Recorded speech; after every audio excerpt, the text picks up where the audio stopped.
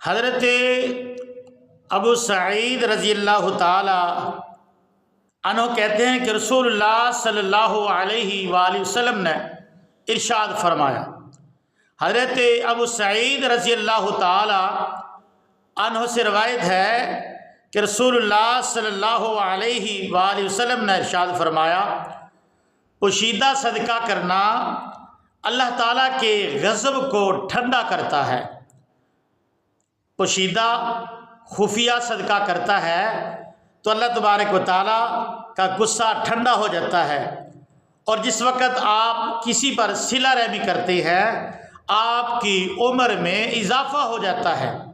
اللہ تبارک و تعالیٰ آپ کی عمر میں اضافہ کر دیتے ہیں۔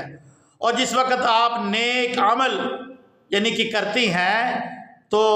نیک عمل کرتا ہے انسان تو اللہ تبارک و تعالیٰ اس کو برائی کے گڑھے میں گرنے سے اللہ تبارک و تعالیٰ اس کو بچا لیتے ہیں۔ یہ کتنی پیاری حدیث ہے کہ جس وقت انسان مسلمان صدقہ کرے تو یقیناً آپ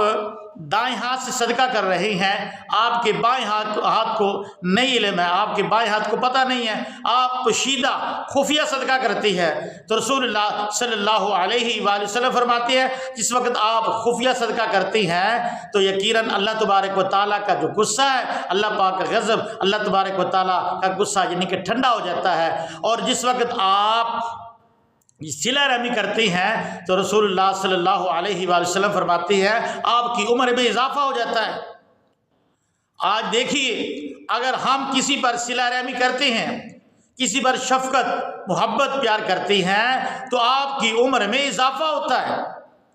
آپ کی عمر میں اضافہ ہو جاتا ہے، آپ کی عمر لمبی ہو جاتی ہے، آپ کی عمر زیادہ ہو جاتی ہے۔ اور جس وقت آپ رسول اللہ صلی اللہ علیہ وآلہ وسلم نے فرمایا نیک اعمال کرتی ہیں، نیک عمل کرتی ہیں، اچھی اعمال کرتی ہیں تو اللہ تبارک و تعالیٰ یعنی کہ برائی کے گڑھے سے گرنے سے آپ کو اللہ تبارک و تعالیٰ روک لیتے ہیں، بچا لیتے ہیں، اللہ تبارک و تعالیٰ آپ کی حفاظت کرتے ہیں۔ اللہ تعالیٰ سے دعا کرتے ہیں اللہ تعالیٰ عمل کی توفیق عطا فرمائے۔